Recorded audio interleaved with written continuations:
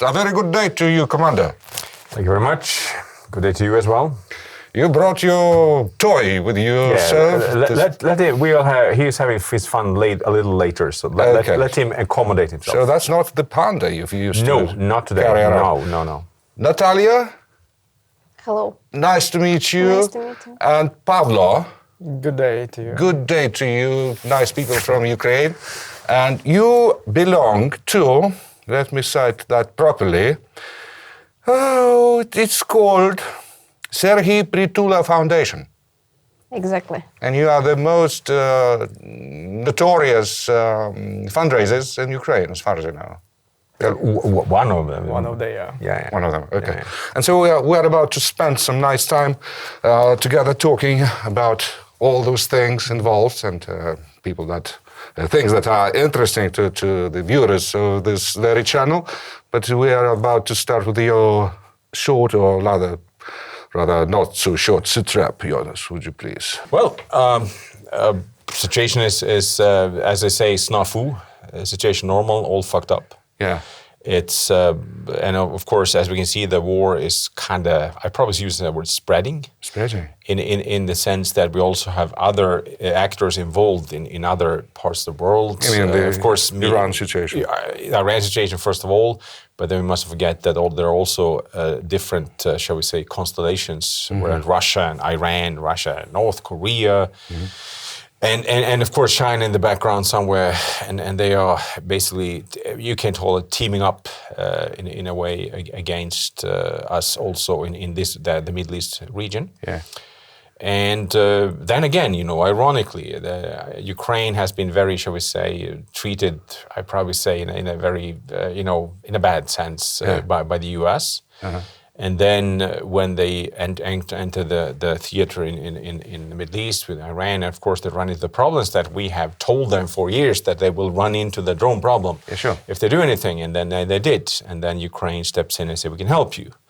So we have of course, US and more Trump regime, I probably use that word man out, Trump regime, not happy with Ukraine. So they really would like to get rid of Ukraine. I mean, I'm not a politician. I can say they want to, they want to finish Ukraine or something, like get rid of it. Yeah. But then they're relying on their support. So it has a very, very tricky geopolitical. So these are not empty words. Ukrainians right now are helping the US and the vicinity of the Strait of Hormuz. Definitely.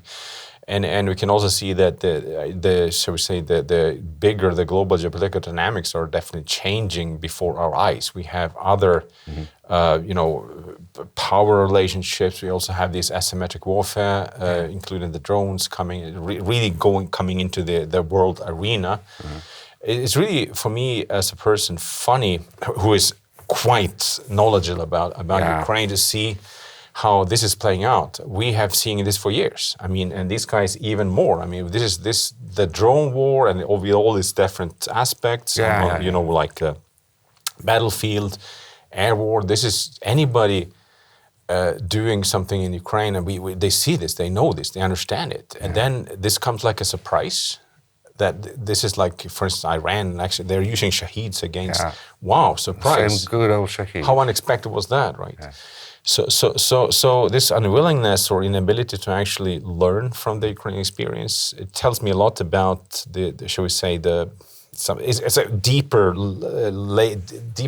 layers of this, shall we say, I probably use the unwillingness to actually integrate the Ukraine into our security thinking. Is that true that Donald Trump himself got irritated by the very idea of Ukrainians helping? Yeah. Oh, yeah. This is. They're being very, shall we say, frustrated because they understand obviously they need the support, and they are also themselves. I mean, we have seen Hexet, for instance, bragging about the new drone warfare. Where did that come from? From Ukraine, obviously, but they're trying to gain to usurp the experience, and they are cooperating with. We also have several examples of Ukrainian drone manufacturers that are now being actually integrated in the U.S. defense system, like General Cherezhnov, which is one of the most known drone Can makers. one say right now boldly that the Americans are learning the lesson the hard way? Or that would be far-fetching. Oh yeah, yes, yeah, definitely, and not only in a bigger sense, also of course. I mean, we could talk about this of course for a long time, but I probably in a specific way, misunderstand me correctly, but Iran, in some ways, in the Muslim world, is like the Ukraine of the Muslim world. Oh. Speaking of this, a big country. They have, the martyr. the industrial. They have the industrial capacity. They have, they have a huge. In that sense, okay. Lots of people, and Russia. 92 So million. in an ironic way, U.S. is making the same mistake with Iran as Russia did with Ukraine. Ironically, something like that. Okay. So. Are you tired of listening to that? No. So I've learned about this thing, the Nemesis or Nemesida Brigade, and you are very, very connected to that thing. Can you shed some light on it? Yeah, basically Nemesis is our key partner for One United fundraising campaign, where we buy drone interceptors for, again, not just for them, but for many brigades, but they one of the key faces of this fundraising campaign and also the key recipient of our drone interceptor campaign. So we see this as one of the most necessary needs for our defense forces, as by buying drone interceptors, we can either both defend our infrastructure in Ukraine, power plants, maternity hospitals and clinics and schools and so on, but also defend our military. So we have a close collaboration with that brigade, but we have my colleague who directly work with them. Natalie, how many drones have we down? A lot. A lot. Okay. Carry on. Yeah. Well, a lot. Basically, we have different types of drones that we buy in this campaign. We collected for now around 10 billion euros, or million euros, sorry. Yes. And we're buying Sting drones, but also Taraspa. So And Vovkulaki. And Vovkulaki Spitfire. All right. Spitfire. Yeah. So we both country in the Shahed drones, but also reconnaissance drones on the battlefield. So we're kind of mixing the solutions through this campaign. Is the global support for Ukraine recently declining, feeling sort of fatigue or? Depends on the country, basically. We see that the support of Ukrainians in Baltic states stable. And stable? Is that stable, really? Oh, yeah, very much. That's good. It looks from Ukraine. I'm proud of my country, and Jonas is so too, yes. Yeah, of course. Okay. And we see that we, among friends in Baltic states, and again, people understand that our security, your security, basically. And together in this eastern flank of Europe, and we defend in Europe together. It's not just Ukraine, it's Lithuanians who help in us, our foundation, and our defense forces to defend the entire region. With other countries, it might be more volatile. Of course, we see the growth of populism in Germany, in France, and so on. But the people who supported us in 2022, they still support us right now. And we see this by donations to our foundation. Like we have like 15%, roughly 15% from abroad. Those are Ukrainians who live abroad, but also foreigners in other countries. So it's relatively stable right now, and even in the US, we see opinion polls and Americans overwhelmingly support more aid to Ukraine. Is it growing? Is it true? Like normal Americans, like common Americans? Yeah, but the dynamics, is it a bit growing or is it stable amongst those nice people? It's growing even among Republicans. Fine. Yeah, because they see that Russia is a rival to the US. And we saw all those comments from the administration and so on, that we can have friendship with Russia. But regular Americans see that Russians trying to interfere into internal American affairs, and they see supporting Ukraine as a way to counter Russia as well. You promised us to tell why it is not palm. Yes. We have this little friend of ours today, and I got this for the last trip in speaking about Russian and Russian mentality. I got it from the 128th Brigade. Like it's actually, I think it's a cat, actually. But here's the thing: it was they were found in a village that was liberated, basically, and it was mined. Oh. Yes. So basically, they demined it, and I gave me as a gift, and to just tell the world about Russian, the Russian barbarians, basically. And of course, I will. So this is a living.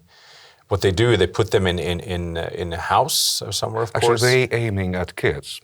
Well, sure. It could be obviously, and it looks very, very, innocent, right? Mm-hmm. And we have several of these instances of similar. We also other things, how the Russians basically the cynicism, as they say, the pohuism, of their attitude towards others, how they consider, this is, no normal person would do such a thing. I could have understood if it were an iPhone mind or some maybe, washing machine, but this is like this is like so low level, Yeah. and it's obviously very, very. And I would take our friend here and I'll show it to our I'll go to schools, and this is Ruski Mir. This is what it is. Yeah.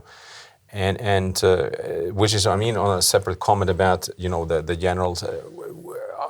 Us, who are involved in this, we see this, we hear things, we have friends, we have partners, all these stories about. For instance, speaking of animals, yesterday the Russians they made in another air attack, and they hit a veterinary clinic. Several animals got killed. And it goes on and on. And it was plain deliberate? Hard to tell. I don't think so, but it doesn't matter. They're shooting, drones and rockets on civilian areas. Of course, it hit civilian stuff. So and then on the other hand, you have this kind of shall we say, confusion and what politically speaking on our end. I can probably speak a little freer than Ukrainians can on this, but especially in the U.S., but also, of course, parts in the Europe, and we kind of still, trying to figure this out, trying to come to agreement with Russia. Yeah. How is that supposed to happen? We didn't agree with ISIS. Let's agree with ISIS. What's the problem? Let's come to some kind of and here, for some reason, we're still trying to figure it out. We have to figure it out on the battlefield. It's very simple, and I think that slowly people in the West and regular people are starting to understand this. I think it's my racism theory.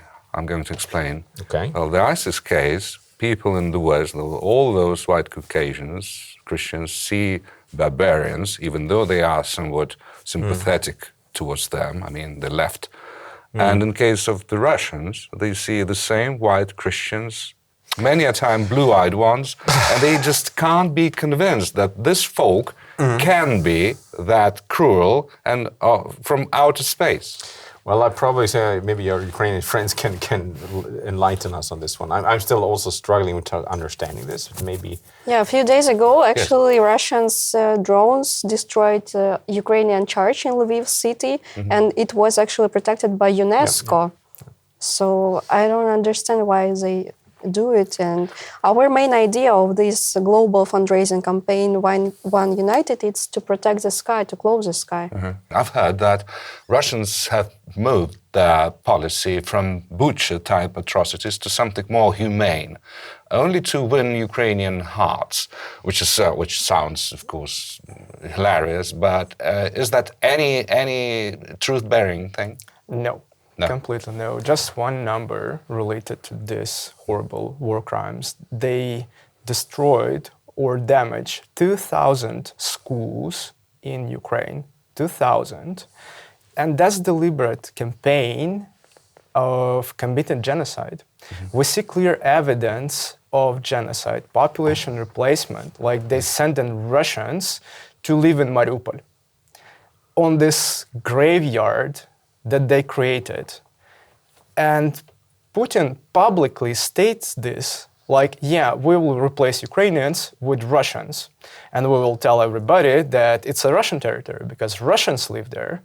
We see that they specifically target... That's ethnic cleansing par excellence. Yes. Yeah. Yes. Just like that. We see that they specifically target in maternity hospitals because, again, it's not one that been hit in Ivano-Frankivsk several days ago.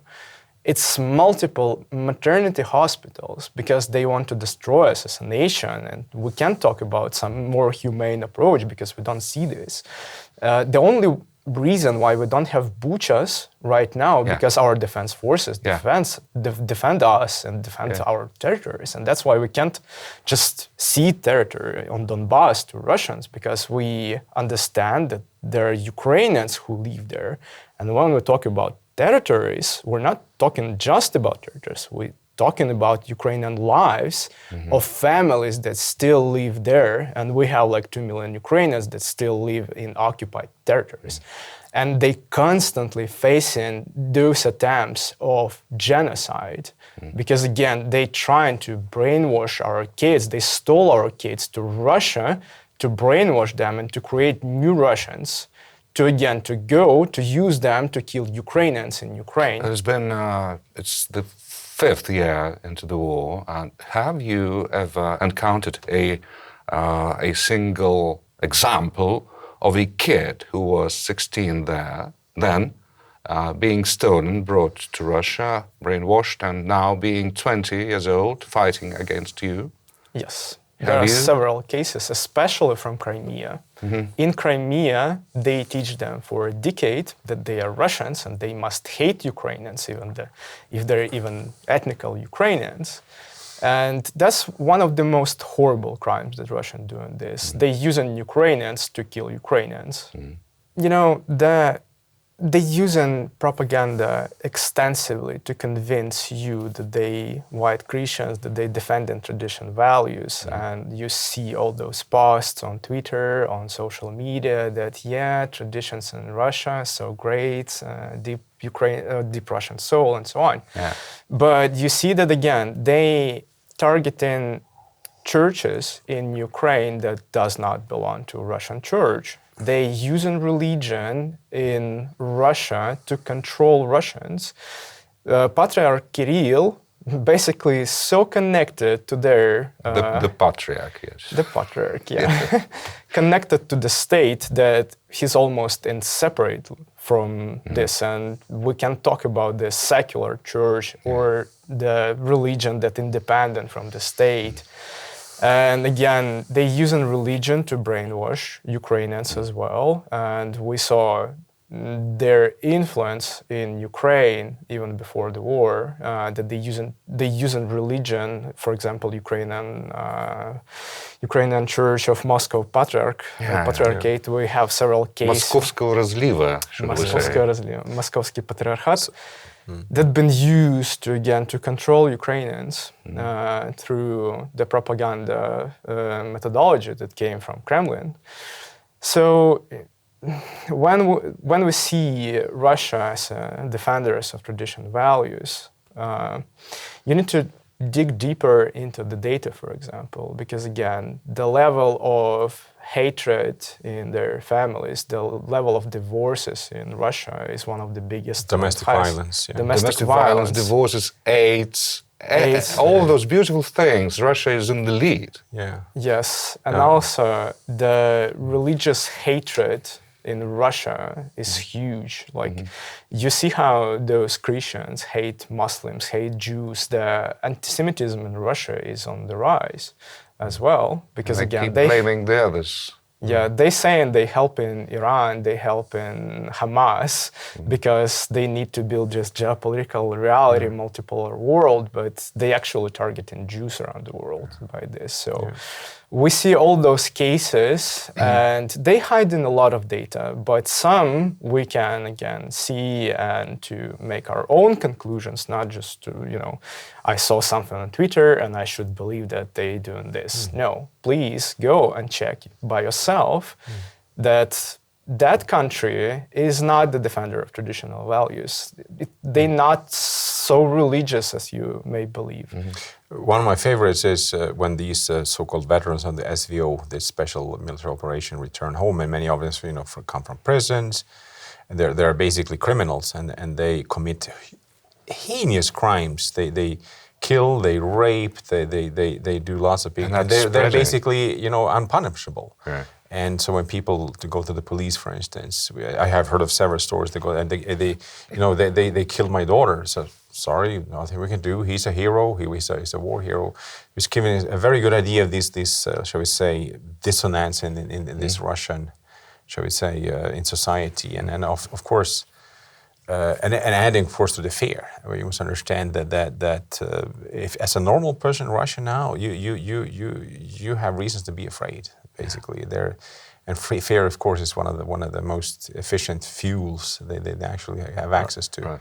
You're being proud about this rather, shall we say, crazy vision that you're having, but on the other hand, of course, being afraid that something can happen to you. So it's not a great situation, and unfortunately, again, I mean, at this point, basically, the only thing we can do. I'm not a Ukrainian. I mean, we have to push them out of Ukraine. We have to kill as many as possible of their soldiers, and we have to show at this point. That's a very important question. We will talk about it. Yes.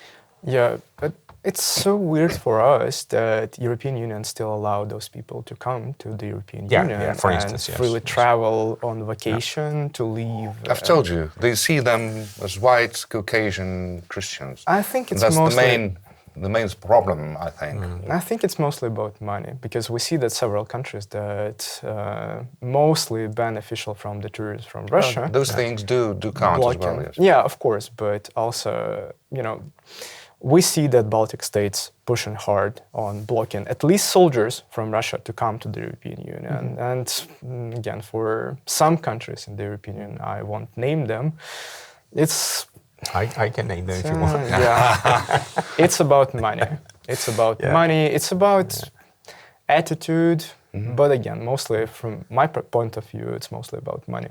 Yeah. Let's get a bit technical. One can sense some sort of peaceful respite on the informational front. I mean, reports from Ukraine. I myself follow several channels. One of them is an English-speaking, some Brits, some nice people, and they are over-optimistic, so I don't trust them that much. But the thing is, this kill zone being enlarged from 50 to 150 kilometers, the seemingly stalemate state on the front breathes some air of optimism on one hand. On the other hand, we have the slow movement of the Ukrainian forces retaking some ground, saving people, saving men, manpower. Yeah. Please tell us more about this. Well, Natalie, you're too silent. Now you talk. You're the military expert, right? So I can sense you've I just killed want several to people. say thanks to Kyrylo Budanov. That's all. The former head of the Ukrainian military intelligence, and now. It's of course. There's. I probably say these reports. We see all these YouTube channels. I also sometimes look at these things, and obviously it's simplified and it's over optimistic or very dystopic. So, and I think obviously the truth. Myself, I go there roughly once a month, and obviously getting lots of impressions and. While these concepts have a certain kernel of truth, yes, the drone warfare. What I'm noticing, for instance, is that the Ukrainian drone warfare is getting more systematic. It's not, they have organized in a good way. Yeah, in a good way. You have your responsibility zones. You have different. For instance, you're doing short strike, mid strike, etc., and we are being very involved in some parts of that as at Blue Yellow. So. For instance, not only killing like the soldiers, the frontline, but also, of course, going for the logistics and going for headquarters, etc. In the back, maybe 60, 70, 80, 100 kilometers. So yes, and I mean, I can definitely say if we can keep this up, Russia will never be able to accomplish anything more spectacular in terms of some kind of military success. And they seem to understand that. They do. Judging from their rhetorics, they are not so military noisy about that. You can see even in Russia, there's a certain voices being raised about this is not feasible, this is not going to work out. So there are some good news. On the other hand, yes, let's say you have different parts of the front line, so you can go to the Paris area, for instance, where there are some successes. They're limited, but there are some successes, and we can see that actually there is a kind of a positive, shall we say, tendency. But on the other hand, if you go to like Kramatorsk, Slaviansk-Kramatorsk area, and you can see that the Russians are actually slowly creeping forward at a huge cost. Yes, I mean in terms of personnel and resources. Could that be a trap? No. It's not. Basically, that's just a typical. I see some tendencies of Bakhmut actually.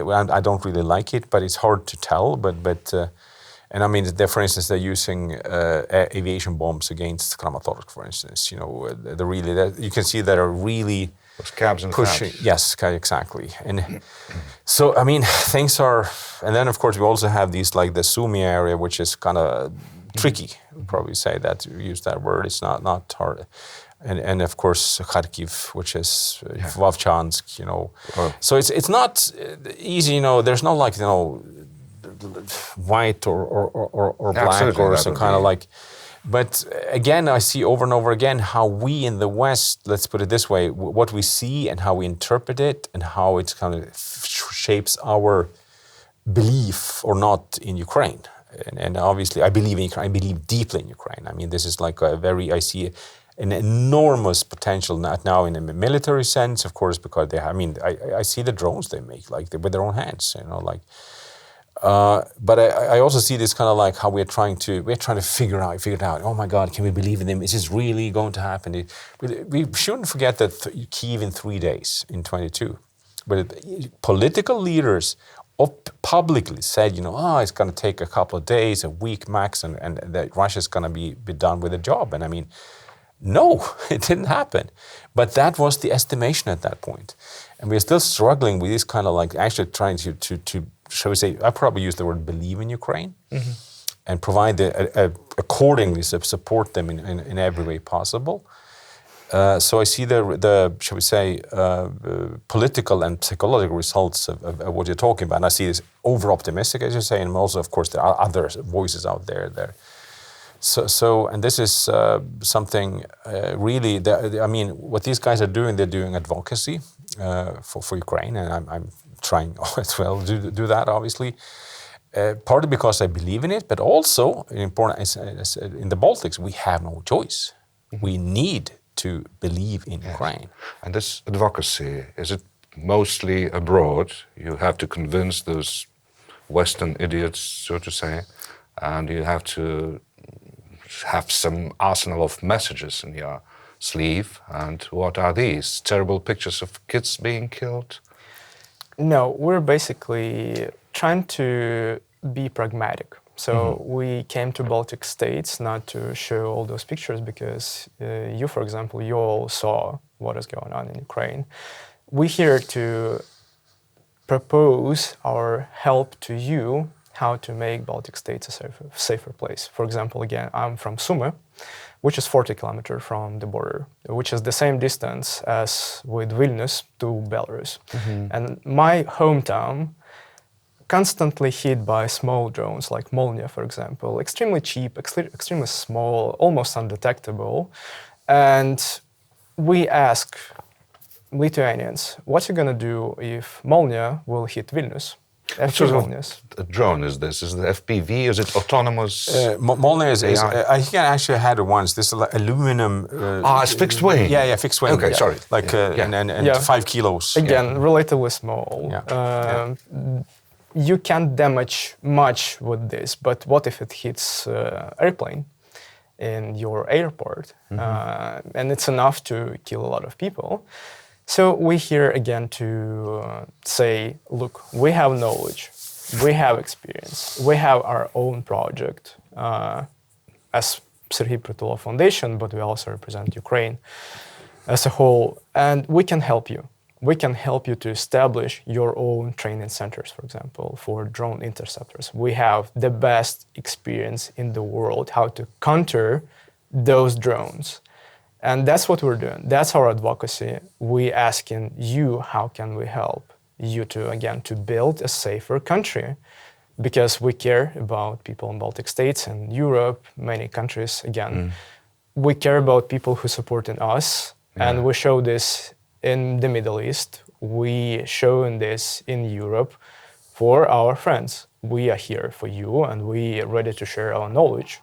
Let's do something together, and as we again defend in Europe on our shared eastern flank, we can do together more. Can you see any shift, Russian narratives gaining ground in the Baltics recently? They trying to use this idea of Narva Republic, we saw it. It's kind of lame, it seems lame, but they target. In what sense it's lame?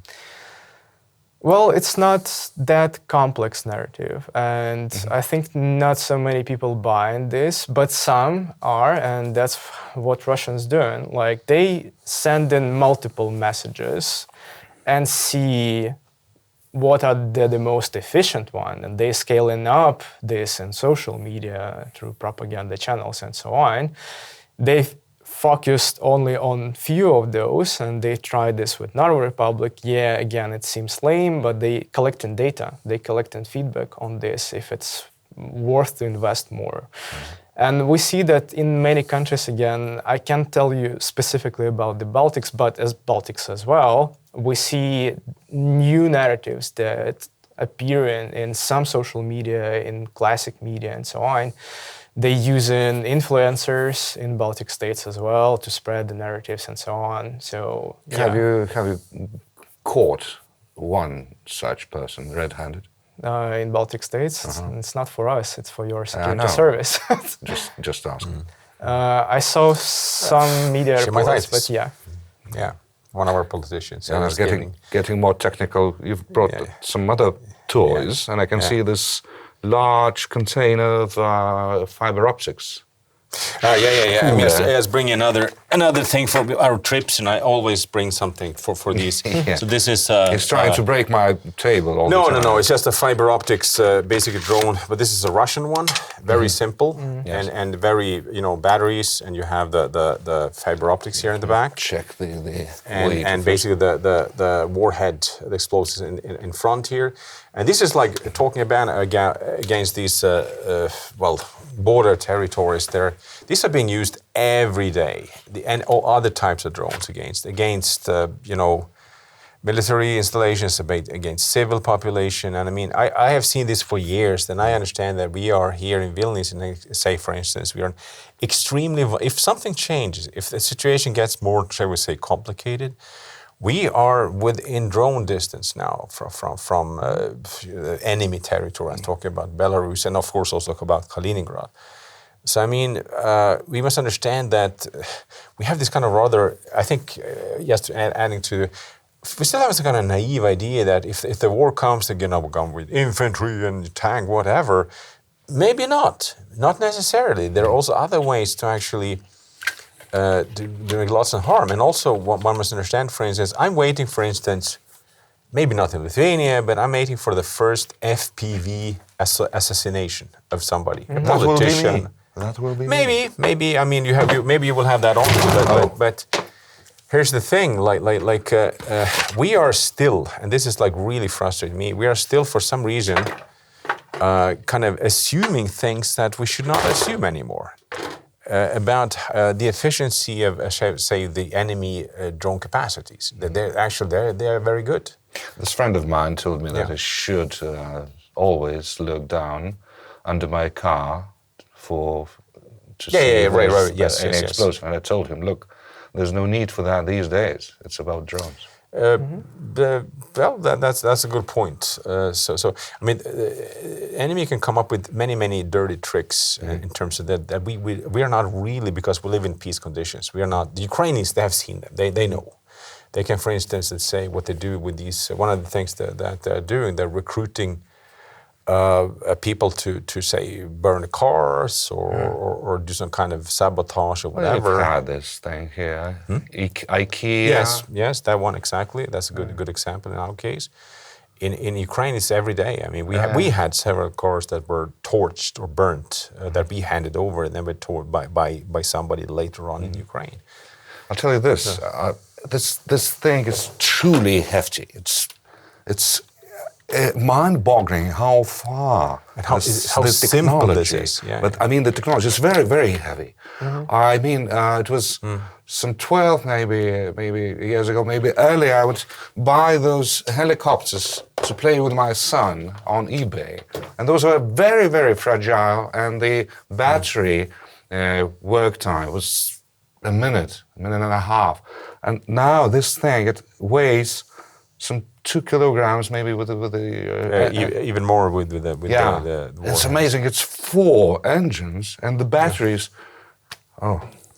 And this is an old version. I mean, this is evolving as we speak. And what I really, as a blue yellow here, obviously we are doing these things as well. We have an understanding of these things, but in terms like for the Prytula Foundation, they're doing this for a very long time, and the expertise that these guys have on all these matters that we do not have. We have a certain understanding, but not like. So I'm very happy to facilitate to help with this trip, and also trying to communicate the message that actually we need these guys. We need them here for understanding of our own, shall we say, situation, and also how we can deal with it, because we are not doing it seriously enough at this point.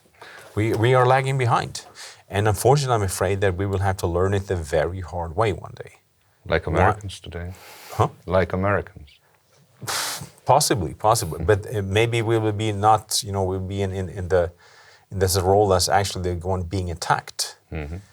And believe me, if the Russians would for some reason decide to try something here, it would hurt a lot. We can diminish that by listening to Ukrainians. Well, here's one example. How's the morale in Ukraine these days now, considering the fact the stalemate, you're advancing very slowly, albeit, and Russian Nazis, they love to speculate this TCK thing, that people are being caught, hunted on the streets, and this is very anti-democratic and all that sort of thing. What situation is now?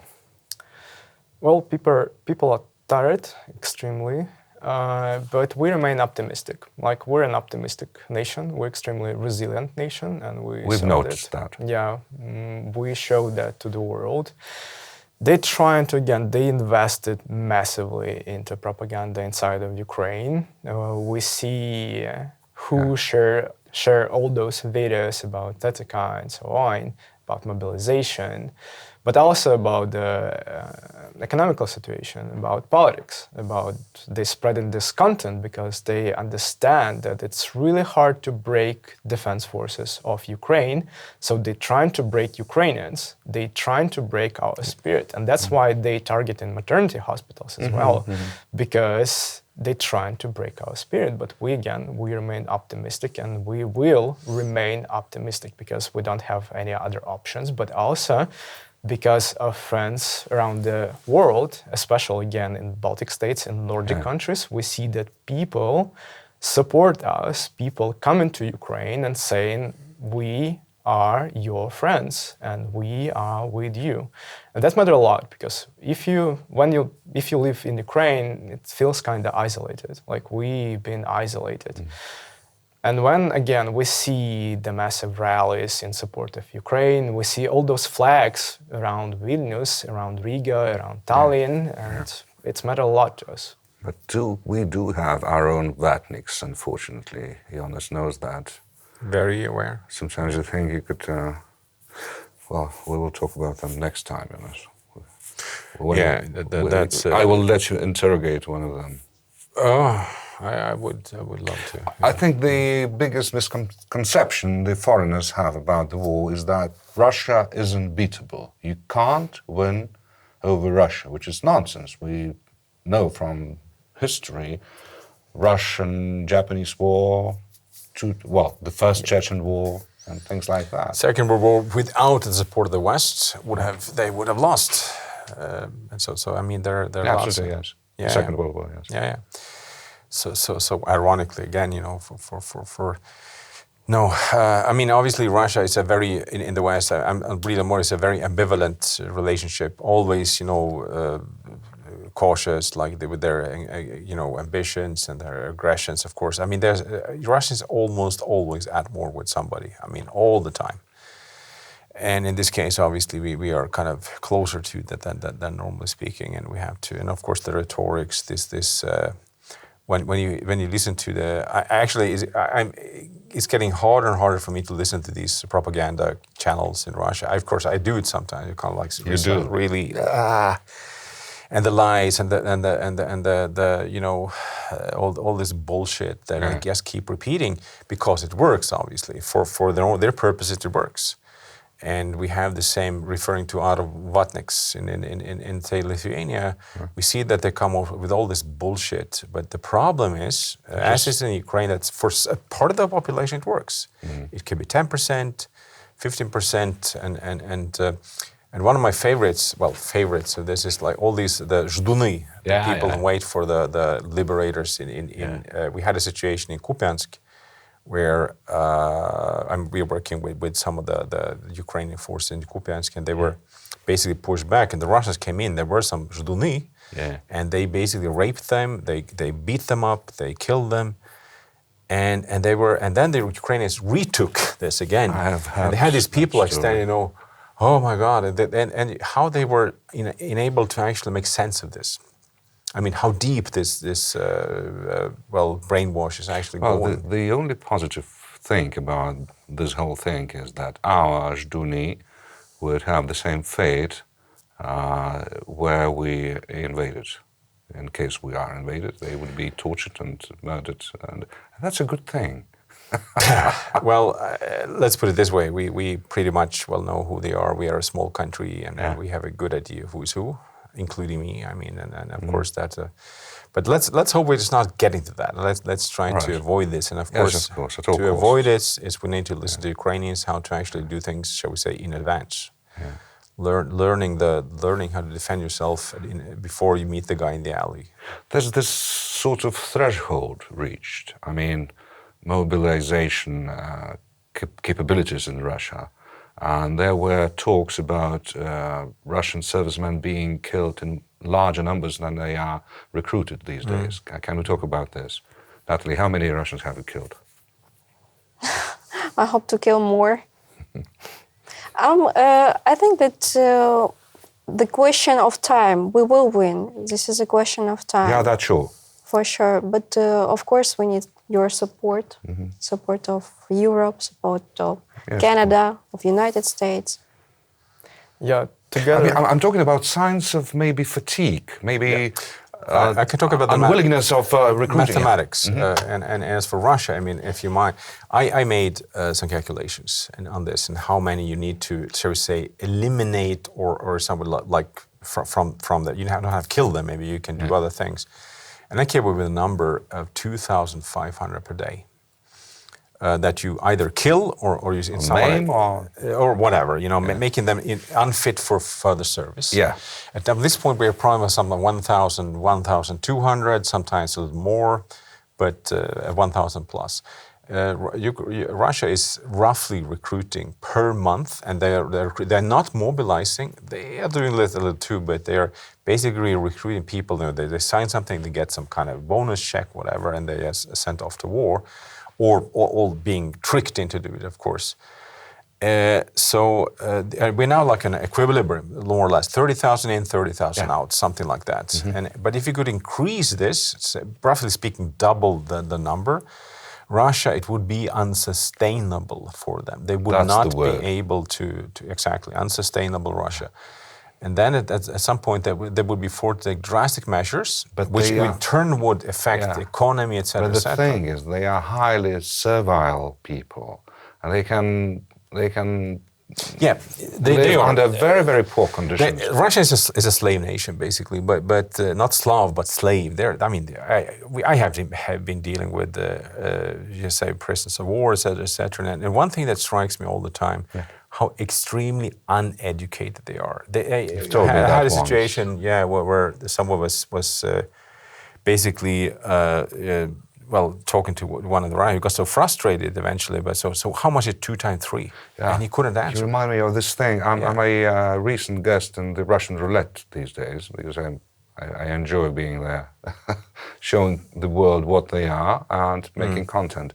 So there's this thing. I'm not talking about simple minds who are being drunk on roulette and all that stuff. I'm talking about intelligently looking people who can do math, but they can't. And when we talk about economics, and when I present them with the simple 6th or 5th grade thing about proportions, when they have числитель and знаменатель, and then we have x and знаменатель, and we have to, cross, multiply and divide to that, and have the result. They don't know that. And I'm talking about intelligent ones who are not drunk and can have rather rich vocabulary. Well, the thing is that over time, obviously, yes, they were always there. They will always suffer. They always for the Velika Rus, etc. But at some point, what happened with the Soviet Union, the money is going to run out, or something is going to happen, and then. If you have the sanction, obviously, if West supports also in other ways, actually trying to curb, limit, which is not happening at this point, unfortunately. Yeah. But at some point, if you do that, people will not be able to buy their bread, and then this is basically, we have to fatigue Russia basically, and this is done by military force actions in Ukraine and elsewhere, but also in other ways. We must understand there are some kind of like. Shall we say, unwritten social contracts in Russia, say between Kremlin and the province, and blah blah blah. You give us men, and then we give you some money, and then we send you back the coffins back best way. So I mean, it's just like it's a very mathematics of war basically, and I think it's winnable, with among other things with help of drones.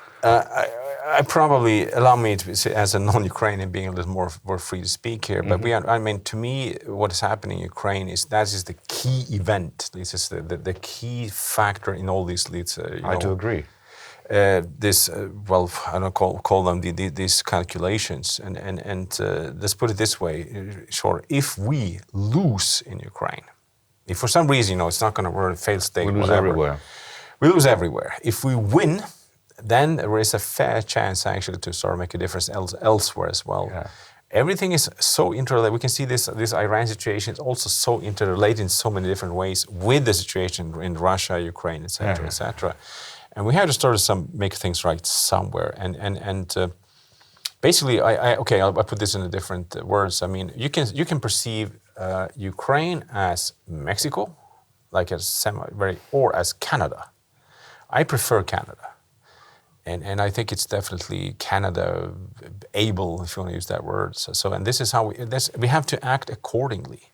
If we do that, well, things may play out very, very nicely in the future. If not, the devil is gonna come. I want us to be Greenland then. Greenland, well, and again, that's another part of this, and these crazy what's happening. I mean, who was thinking of Greenland? Oh, there we go. So, and we're not running out of surprises yet. There will be other surprises too coming up. Will U.S. for one day decide that they want to pull out the troops of Lithuania? Maybe, for whatever reason, And then we are. We've heard about leaving NATO recently. Yes, and we are. I mean, Lithuania as a good example. But we are totally dependent on the U.S. for our defense, calculations and whatnot. At this point, we can't be that anymore. We need additional, shall we say, ideas. Ukraine is one of them. That's not the only one, of course, but I mean, we must understand that at this point in time, Ukraine is de facto, not de jure, but de facto, our most important ally. And for some reason, we do not really want to accept that. Yes. Yeah, and basically we see how Ukraine become a geopolitical giant, which is kind of, again, weird for us, but we project in power around the world, in the Middle East, in North Africa. You probably saw about some cases. Yeah. And for the European Union, Ukraine will be the way to project its own power. And with Ukraine, we can see the European Union as a geopolitical giant, the biggest one in the world. But if the European Union won't be able to do this, or willing to do this, Nordic Baltic countries with Ukraine can be also the geopolitical giant that can project our power of liberal democracies and also our values through our tech, through our developing technologies, and the most capable army in the world right now. Yeah. Look, you don't have to convince me about these things, because I am a half Lithuanian by father and a half Ukrainian by mother. So I am already a geopolitical giant. So. Of course. Yeah, I can just refer to Poltava, for revenge and all that. So as a Swede, but that's I'm not convincing you. I'm trying to explore this idea and to try to convince people in, again, Nordic Baltic states to reestablish itself, to find inner power, to be bigger than we are, that we can do much more together, and to see, again, Ukraine as not just ally, but as a part of new jointed forces for the power projection in the world. Because we see that we live in the age of the predators, and only together we can survive. What are your feelings towards Belarusians? Mixed. Mixed, okay. Do you see any silver lining behind the cloud about it? With Belarusian people, we understand that they had different history than Russians and than Ukraine, that they have dictatorship for many, many years, longer than they even had in Russia, but we also had Yanukovych, so we know what it's like. And for us, people in Belarus might be allies. We have close connections to many Belarus people in Belarus, and Belarusians who fight for us as well. The Kalinauskas regiment. And that's why it's mixed. We appreciate those who support us, and we, of course, hate those who support Russia. It's very important to understand. I mean, we can talk about Belarus as much as you want. I just was in a conference with Tikhanovska and talking about, geopolitical implications of Belarusian stance and blah, blah, blah. Yeah. But it's all, again, coming back to it, all depends on Ukraine. How Ukraine ends, how Ukraine plays out.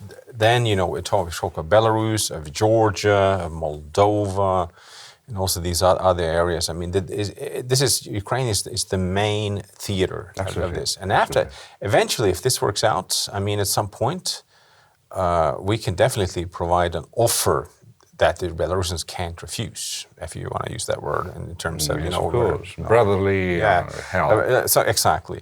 And I mean, for me also being more and more, of course, geopolitically involved in this, over time, you become that, right? So you understand that if you can somehow convince or convert Belarus into an ally, obviously you would have enormously strong cards for a future regional development. I also want to say one thing very important that what you mentioned here about one thing that we sometimes tend to overplay or pass. It's like, of course, this is also a war about values. It's about core values like democracy, freedom of speech, etc., etc. And this is also playing out in a very important way. Ukraine is clearly a democracy. We are clearly democracies. And at even Sweden. Even Sweden is a democracy, believe it or not. They have some issues with that, but and we do too. But the point being that we should not underestimate the soft parts of what's being said here. That we talk about military and war and whatnot, but obviously behind that you also have other things that actually, I dare say that in terms of Russia, they fear even more. I mean, Russia fears democracy. That will be horrible for them. And we are, the guys who actually, stick this up in their ass all the time. And democracy, is in me. I become a democracy extremist over time. I can kill for democracy easy. Yes. Yeah, no. The Churchill of our days. Well, Churchill maybe not, but it's just like we have to also understand, of course, geopolitics, territories, calculations, mathematics of war, kill the people. Yeah, sure, but behind that there are also other things that actually. And this is very sad in terms of the U.S. I'm obviously a history fan, and I'm looked into, say, the Second World War, and during that period, the U.S. produced 7 films, Why We Fight, about the reasons behind why the U.S. went to war and did what they did. And these films are I recommend anybody to watch them. They're on YouTube, obviously. And how basically U.S. has, I probably said, lost track over time and getting into this very much, more darker. But digging mode. deeper into the American soul, I still believe that regardless of the fact we have on hands today, that this MAGA thing, this emotional civil war, I believe that deeply in their hearts, they are not going to fight each other on the street. Well, it's just some sort of we still believe in hibernation. the regular Joe, right? The regular American that actually has common sense enough to understand that would be devastating for everybody. And if we reach out to regular Americans, we do that as well. We also have a foundation in the U.S. We cooperate with Blue Yellow USA. I mean, we can see that we talk to them everybody understands that, obviously it's so clear who is who in this conflict, et cetera. However, we have these, can we say, quasi-elite that has taken over the powerhouse for now. And of course, I also believe, I lived there, I was there, and I lived in very interesting places. So You've been living in the United States? Yeah, I lived in Manhattan, and I lived in Maine. Stephen King, so you can imagine the different location. And I also lived somewhere a little in California, but not for that long. But basically, and of course, what's playing out there is a crucial part of this whole calculation. Now, in terms of what Ukraine, and this is my advice to Ukraine, is, in terms of what we see here, what's playing out in the U.S. and to some extent in Europe as well, everybody loves a fighter. Everybody, we all remember the deep reverence, respect we had for Ukrainians during the Maidan events. That was a very, very strong sense of solidarity, and they're actually standing up for democracy and whatnot. Now things are more complicated, but Ukraine needs to fight, and they need to fight well, and obviously with or without support, hopefully with, but also without. And this is something that we have to also basically, we have to promote Ukraine basically, not only as a fighter, as the future, as the Canada, probably I can use that word. And if we do it well, we have a bright future ahead. If not, I don't know. Yeah, people like fighters. That's how Arnold Schwarzenegger became a governor. Yeah, good example. He's pro-Ukrainian, by the way. Yeah. We've heard those rather funny rumors about Russians mustering at the Russian-Kazakh border and influxing Belarus just in order to feel the joy of using of the internet. So are they being closed internet-wise? Not quite. It's actually this is a rat cat and mouse game ongoing with internet connections, with VPNs, for instance. Russians also they know подполье. They know this underground.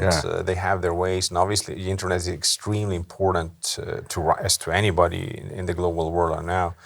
And obviously this is created this very funny, idea of Russians being, extremely, upset about they have the internet, so you've been killing people in Ukraine for years. That was kind of fine, but now you don't have the internet and you start to get upset with your government. Come on here, And obviously, internet is a part of the war, as it related to different parts of, the use of drones, navigation, et cetera. I kind of, from a military perspective, I understand why the Russians are desperately trying to shut down the internet.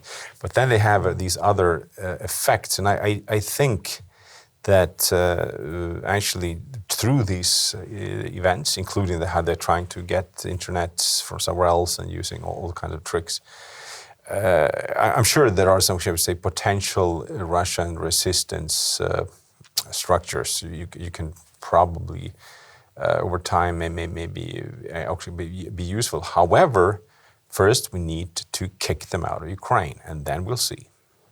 And again, if they're so unbeatable, why are they doing this? Why are they blocking all the channels to spread information, like Instagram, YouTube, Telegram? They were always about double standards. And they're classifying the data about their economy. Like if everything is so good. Well, that's the traditional vatnik, the taxi driver. And like if we have this Vilnius game, we go with the taxi drivers, and the Russians know what they think about Putin. Oh, he's great, Russia, this CIA is, doing this Ukraine. So Putin is so great. So why don't we go and live there? Nope. It's kind of like, so double standards, these pieces of shit who live around Vilnius and pretend to be Polish, they know one thing very well. They do have Schengen, and they do know they are better off here than there, and they fucking know that, those pieces of shit. Germany, same thing, and you can go to any European country and see this. Of course, they're not going to Turkmenistan. No. That's but I mean they are. So we're living these double standard rats. Probably. So. This is, you gotta, at some point, yes. I mean, I lived in Russia I was there a lot. I speak quite good Russian. I mean, so it's not like but I remember I lived there in 2005 or something like 6 or whatever. I remember. That's before you moved to Lithuania. And before, something like that. And so before the Georgian war, it's like, I see this, like, I was walking the bar, it was just stuff. Hype of shit. Everything was, broken and everything like that. And then these big billboards, святое дело, защищать род. And it's kind of like, and you look at this, and I remember going back to Lithuania. Then I flew back, and I was ready to kiss the soil of this country. Going back to this nightmare. PAVLO, you wanted to say something? The worst part, basically, that Russians that live in here believe that they are the biggest victim of this war, and as Timothy Snyder said, Russian refugees. They're not just refugees, but those who travel for vacation and so on. Anyway, that Timothy Snyder said that Russian victimhood is a part of a crime. Very well said. Very well put. Thank you for being here. I'll tell you a story. Natalie here, she was so reluctant to take a seat, but I was so adamant to convince her because I wanted this very time of us being 4 in number at this table, which had never occurred in my life before. Actually, 5 if you count this guy. The 5th. So I convinced her. I think she is not angry with me about this. I'm always afraid to say something more that I can say. You were just fine. PAVLO, thank you very much. Thank you so much for having us. And again, let me express our gratitude toward all the Lithuanians and people in Baltic states who are supporting us. Thank you for fighting. It matters a lot. Jonas. Tak. Tak. It's thank you in Swedish. Yeah, we know. Our Swedish friends, one of the closest. Okay, thank you all. Bye-bye.